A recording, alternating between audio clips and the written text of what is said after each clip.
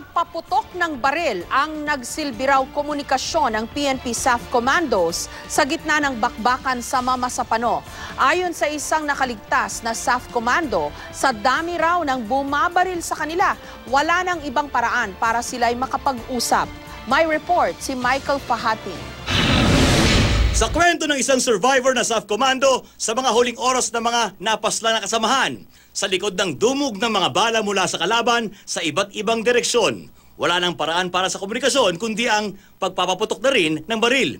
Every time na lalakas yung putukan, china-challenge namin yung 50-50. Kung sumasagot pa sila sa challenge namin, meron kaming challenge para sumagot sila sa putok. Kami nag-uusap. Nung sumasagot pa yung 50-50, medyo high moral pa rin ako. Ayon kay retired General Junicio Santiago, isang veteranong mandirigma at dating AFP chief, hindi matatawaran ang intindihan ng mga magkakapatid na magkakasama sa training at digmaan. Kaya maging ang putok ng baril, maaari raw makapag-usap o makapagbigay ng lakas ng loob sa isa't isa. Isa sa maaring sagutan sa putok na nagpapataas ng moral at indikasyon na tuloy pa rin ang laban ay tulad sa putok sa kumpas ng Let's Go. Ang putok ng kakampi ay tulad nito. Nasasagutin ng kabilang kakampi na ganito. Sa tagal nyo magkakasama, parang yung sabi mo, nagkakaamuyan na kayo, body kayo, matagal. Sa training, 6 months yan eh. 6 months, almost yung lalo special forces, ano?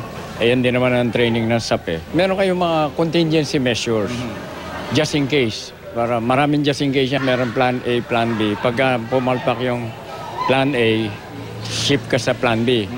Bukod din daw sa paghimok sa kasamahan na lumaban pa, sabi ng PNP, may mga tactical indicators din ang mga coded gunfires na ito. Mga paramdam nila sa isa't isa, considering na nagkakaamuyan naman sila o nagkakakilala ng mga klase ng baril.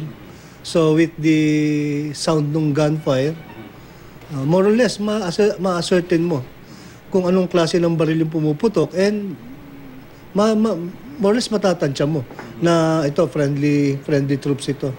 Then with the direction ng sound, pwede mong iparating sa mga kasama mo.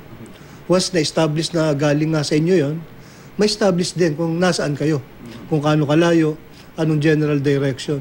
Ang karaniwang paraan para malaman kung kalaban o kakampi ang nakakaharap po sa dilim o nakakubli ay ang tinatawag na de-conflict calls o challenge calls na may kaakibat na tamang sagot. May designated kami mga password.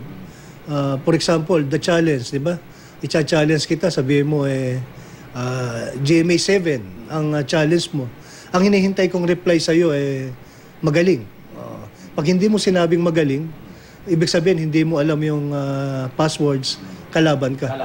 Mahalaga ang bawat bala sa gitna ng digmaan. Kaya kung putok na ng baril ang gamit bilang paraan sa komunikasyon o pagpaparamdam na tuloy ang laban o kaya'y buhay pa. Para mag-resort ka sa ganong form of communication, talagang masasabi natin na talagang yung situation nila ron talagang napakahirap na. Michael Fahadin, GMA News.